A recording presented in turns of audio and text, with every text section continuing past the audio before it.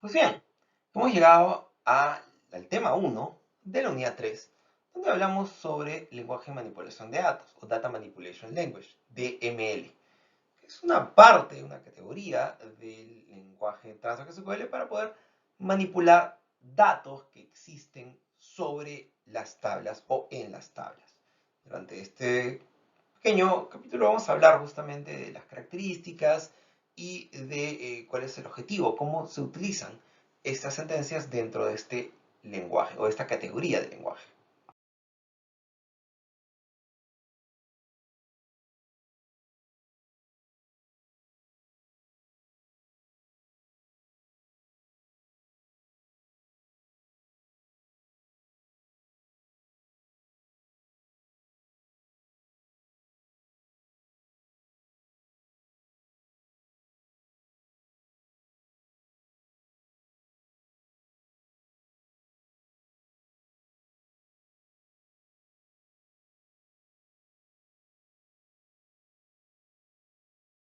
No crear la tabla, sino básicamente insertar los datos, cambiarlos si es necesario, recuperarlos y eliminarlos. Pues bien, dentro del proyecto del curso vamos a ver cómo se aplican estas sentencias para, nuevamente, crear datos, leer datos, recuperar datos, actualizar datos y eliminar datos. Bien, entonces veamos en el DML, por ejemplo, cómo insertamos datos. Usamos la sentencia insert. ¿Cómo actualizamos datos? Usamos la sentencia update. ¿Cómo eliminamos datos? Usando la sentencia delete. Y cómo consultamos datos usando la sentencia select. La más utilizada de todas es la sentencia select, que a partir de esta tenemos un sinfín o un rango muy amplio de sentencias adicionales para poder manipular los datos. Todo profesional de datos casi todo el tiempo va a estar recuperando datos con distintas lógicas, distintos criterios, pero ese es quizás el trabajo más recurrente de un analista de datos durante su vida profesional. Por eso es la importancia de saber este lenguaje. Pues bien, imaginemos que nos piden recuperar los registros de una tabla.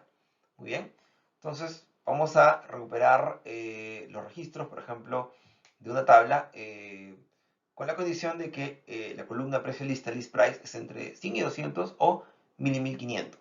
Usando la tabla productos. Entonces voy a utilizar, por ejemplo, la tabla que se llama production.product, product es el nombre de la tabla y production es el nombre del esquema contenedor. Y voy a usar una sentencia que siempre vamos a utilizarla. Muy probablemente vamos a ver el resto de nuestra vida la sentencia where. Así como el select es común, la sentencia where es un filtro donde el list price o precio de lista esté entre 100 y 200 o esté entre 1000 y 1500. Fíjense que hay uso de sentencias, por ejemplo, de tipo lógicos o y. Entonces, la lógica, ya. Las sentencias select abren un amplio espectro de sentencias adicionales que vamos a ir estudiando durante el proyecto. En este caso, el resultado de aplicar esa sentencia es un conjunto de datos o dataset o result set y que nos devuelve los datos pedidos en base a la lógica o filtro aplicado. Correcto, entonces no olvidemos que las sentencias de tipo DML o Data Manipulation Language permiten, para la redundancia, manipular los datos almacenados no solamente en una base de datos, específicamente en una tabla de una base, en una o más tablas, incluso en un momento vamos a poder combinarlas. ¿Y la idea cuál es? Es que para poder tener datos, insertarlos, eliminarlos y manipularlos, se necesita de manera obligatoria conocer y dominar esta categoría de lenguaje.